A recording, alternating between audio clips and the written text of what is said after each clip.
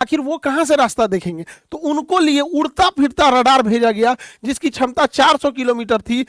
इसे हम लोग हॉक आई बोलते हैं। हॉक आई ये यूएसएस जिराल्ड R4 पर ये खड़ा था। यहां से उड़ान भर के ये वेनेजुएला के ऊपर उड़ने लगा और ये वेनेजुएला के ऊपर उड़ते हुए उड़ता फिरता ये कमांड सेंटर हो गया, सारे जहाजों को कोऑर्डिनेट करने लगा। और वेनेजुएला के ऊपर ये 3 रडार ऑटोमेटिक अमेरिका उड़ता चलता फिरता रडार ले आके रख दिया। और जिराल्ड R4 ये कैरेबियन सागर में अपना लंगर डाले हुआ था ताकि कोई दुश्मन का जहाज या कोई चाइना या रसिया कोई बैक सपोर्ट इसे न दे दे। यदि वेनेजुएला की नेवी अगर हरकत में आती है तो वेनेजुएला अगर पनडुब्बियों को पानी में रखता है तो पनडुब्बी बड़े खतरनाक होते हैं, इन्हें साइलेंट किलर कहा जाता है। तो पनडुब्बियों को मारने के लिए अमेरिका के पास बोइंग का बनाया हुआ P-8I पोसाइडन जहाज है। ये जहाज में देखिएगा एक भी खिड़की वगैरह नहीं है, इसके अंदर बहुत सारे सेंसर लगे हुए हैं नीचे की ओर और इसके अंदर पूरा कमांड एंड कंट्रोल सिस्टम है। अगर कोई भी पनडुब्बी देख लेगा तो ये ऊपर से ही मिसाइल गिरा देगा। पानी के अंदर चलने वाली मिसाइलों को टारपीडो कहते हैं।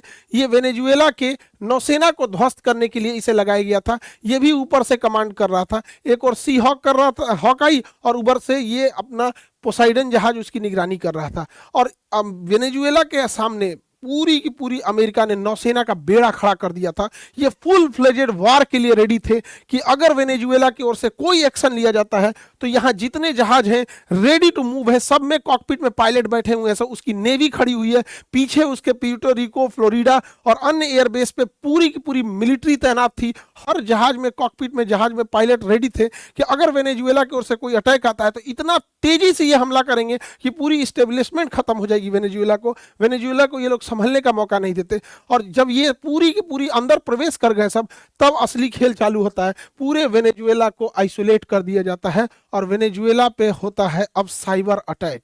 साइबर अटैक जब होता है तो वेनेजुएला में जो पावर सप्लाई की जाती है और जो पावर ग्रिड होती है, इसमें भी तो कंप्यूटर लगा है और वो कंप्यूटर या तो माइक्रोसॉफ्ट का होगा या तो मैकबुक का होगा। उस कंप्यूटर पे अपडेट के नाम पे पहले ही एक मॉलवेयर भेज दिया गया था, वायरस भेज दिया गया था जो एक्टिवेट करके पूरी लाइट सिस्टम को ही, मेन पावर को ही सप्लाई काट देता है, पावर ग्रिड से ही काट देता है। अब ये लोग कंप्यूटर से ऑन करते रहते हैं, कंप्यूटर में ऑन नहीं होता है, कंप्यूटर ही ऑन नहीं होता है।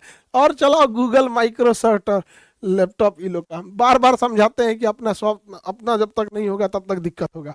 पूरी शहर में, पूरे देश में ब्लैकआउट हो जाता है, पूरा शहर अंधेरा छा जाता है, किसी को पता ही नहीं चलता है क्या होता है। उसके गूगल सैटेलाइट काम करना छोड़ देते हैं, जीपीएस काम करना, वेनेजुएला, अमेरिका का ही जीपीएस वेनेजुएला का जीपीएस काम करना बंद कर देता है। जो भी कंप्यूटर माइक्रोसॉफ्ट और गूगल थे उसका डाटा पहले ही ले लिया गया था। उसके command and computer system hang होने लगते हैं, काम नहीं करता है। अचानक से वेनेजुएला के ऊपर एक भी जहाज का पूरा रडार खाली कर दिया जाता है। ये इतना उसका साइबर कमांड फोर्स इतना एक्टिव था अमेरिका का। जब वेनेजुएला चारों ओर से घिर जाता है तब खेल असली शुरू होता है। चिनूक हेलीकॉप्टर से आए कमांडो बिल्डिंग के छत पर उतरते हैं और इन्हें पता रहता है कि मादुरो जिस मकान में रहेंगे, जिस रूम में रहेंगे, उस पर स्टील की मोटी दीवारें होंगी और उसको तोड़ना बड़ा मुश्किल होगा। इसके लिए ये अपने साथ थर्मल लेंस और ब्लू टॉर्च लेके जाते हैं। ये कितनी भी मोटी सी मोटी स्टील की परत क्यों न हो, उसे काट के गिरा देते हैं। अब ये पता कैसे चलेगा